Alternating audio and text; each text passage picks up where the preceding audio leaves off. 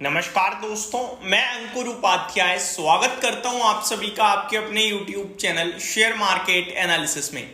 आज सुबह से करीब 7 से 8 वीडियोस मैंने बनाई हैं टोटल, जिसमें से ऑलमोस्ट सारी वीडियोस हिंडनबर्ग, अदानी, सेबी, माधवी बूची, धवल बूची या फिर 361 वेल्थ या एमफी की तरफ से जो अपडेट आई, या आपके लिए फाइनल अपडेट जो अभी रिसेंटली कांग्रेस की तरफ से आते हुए दिख रही है। ये सारी चीज़ों को मैंने अलग अलग वीडियो में जैसे जैसे अपडेट आती गई आप सभी के साथ शेयर करता गया। इन सबको लेकर कुछ लोग ये भी कह रहे हैं कि भाई एक टॉपिक पे 2-4 वीडियो काफ़ी होती हैं, बार बार क्यों बना। आप हर वीडियो ओपन करोगे, आपको हर वीडियो में अलग कॉन्सेप्ट मिलेगा।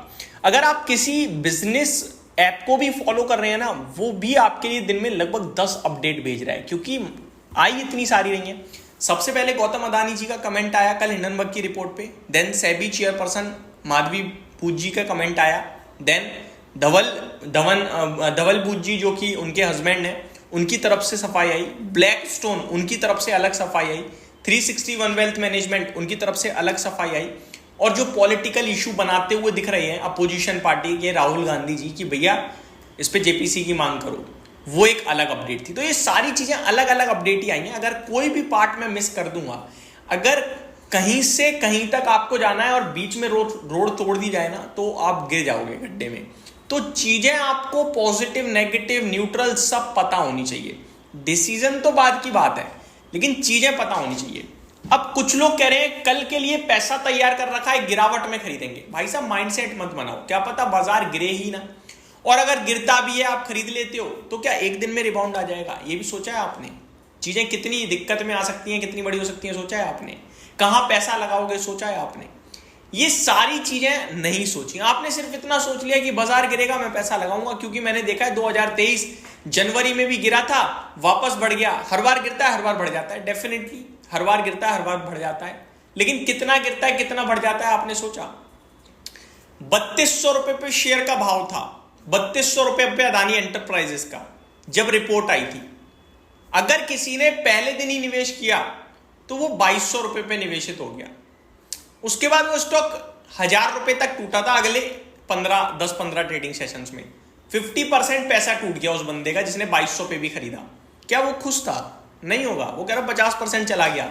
जैसे ही 2200 पहुंचा होगा ना, सबसे पहले उसने एग्जिट लिया होगा, भगवान को शुक्रिया किया होगा और कहा होगा आज के बाद कभी पैसा नहीं लगाऊंगा। फिर एक साल में देखा तो वो 3200 है, तो आज अफसोस भी कर रहा होगा। स्टॉक मार्केट यही है, इंस्टेंट आपको कुछ नहीं देता। ये आपके अकॉर्डिंग नहीं चलता, आपको इसके अकॉर्डिंग चलना पड़ता है, आपको समय देना पड़ता है, लेकिन समय हर कोई नहीं दे पाता है। सोचने में, कहने में बहुत अच्छा लगता है गिरेगा मैं खरीदूंगा, लेकिन जब खरीदने के बाद और टूटता है ना, तो आंसू बहते हैं, दिमाग खराब हो जाता है, वेल्थ टूटती है जब। तो आपको वॉच करनी है चीजें। सिर्फ एक ही चीज बोलूंगा, अगर पैसा लगाने के बारे में कसम खा ही लिए तो ऐसी जगह लगाना जहां पे ठोंक बजा के कह सको रिबाउंड आएगा, तेजी बनेगी और दोबारा पैसा बनेगा मेरा, और वो केवल ईटीएफ है, निफ्टी का ईटीएफ। मैं यहां भी नहीं कह रहा हूं कल आप लगा लो पैसा, क्योंकि अभी तो मैं यही नहीं कह रहा बाजार गिरेगा या नहीं गिरेगा।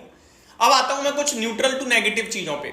न्यूट्रल पे बात करें तो कल एशिया में जापान का बाजार बंद है, तो वो न्यूट्रल बोलूंगा मैं उसे। अमेरिका से पॉजिटिव संकेत है तो वो हम पॉजिटिव साइड पे बोल देंगे। एफआईडीआई के पॉजिटिव संकेत है तो वो भी पॉजिटिव साइड पे बोल देंगे।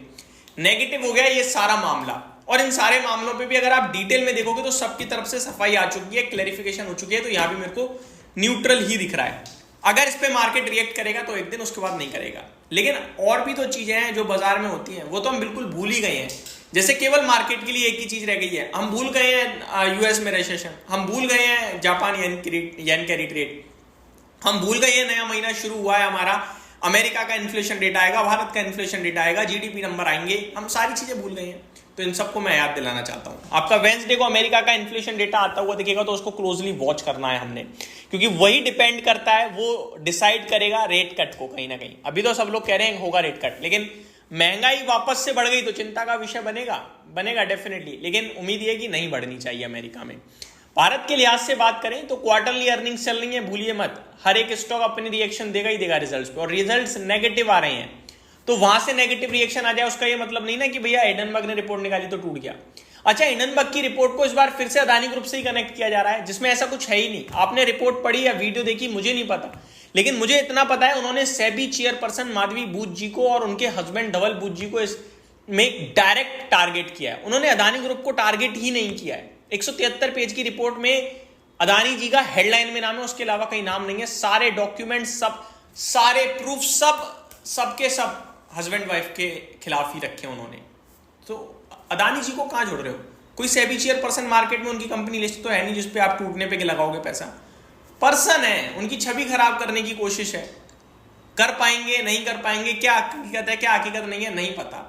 मामले को अगर डीप लेवल में लेके जाके देखोगे तो ये होगा कि भैया ये दूसरे मामलों की जांच करने के लिए तो ये बैठे हैं, अब इन्हीं के ऊपर आरोप लग गया, कौन जांच करेगा? और उसकी कमेटी बैठ गई तो सब खत्म। अब वो बहुत मुश्किल है, ठीक है। तो ये सारी चीजें हैं जो जैसे जैसे पड़ाव आएगा आपके साथ चीजें टाइमली डिस्कस करेंगे। अभी अगर कैश है तो कैश में रहिए, गिरावट में थोड़ा थोड़ा डालिएगा, एक बार में मत डालिएगा चाहे कितना भी नेगेटिव हो जाए।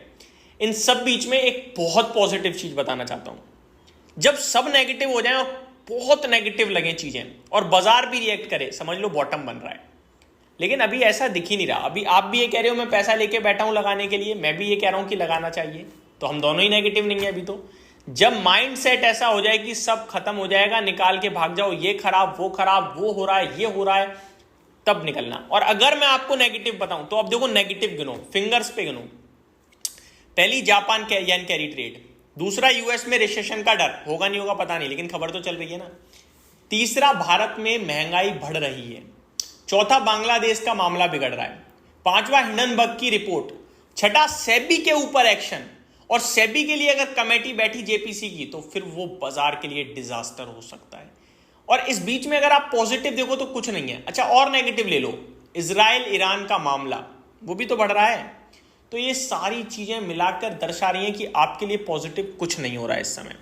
अच्छा एक इवेंट ले लेते हैं, वो पॉजिटिव नेगेटिव नहीं, इवेंट। यूएस जनरल इलेक्शंस, वो कैसे भूल सकते हो आप? वहां से कुछ भी हो सकता है। तो शांति से सावधानी से बैठिए, पैसा हाथ में रहेगा, आप राजा हो, आप कभी भी लगा सकते हो। पैसा लग गया, बाजार नीचे है, आप कुछ नहीं कर पाओगे। पैसा जरूर हाथ में रखिएगा, हर पैसे को टुकड़ों में बांट दीजिए। 100 रुपए हैं, 50 लग गए कोई बात नहीं, 50 को फिर 25-25 में बांटो। 25 लग गए, 25 बचे, 25 को 25 नहीं 12.5 में बांटो। बांटते चले जाओ पैसे को, ताकि हर डिप में आप लगा पाओ। एट द एंड बाजार ऊपर आएगा, जो आखिरी का होगा वो मल्टीबैगर बनेगा और बीच के जो होंगे वो पैसा बना के देंगे, इतना याद रखिएगा। तो ये मेरी तरफ से एक शॉर्ट सिंपल फाइनल अपडेट थी। होप आपको सारी चीजें समझ में आई होंगी, सही से समझा पाया होगा। Thank you so much for watching this video. Good night guys.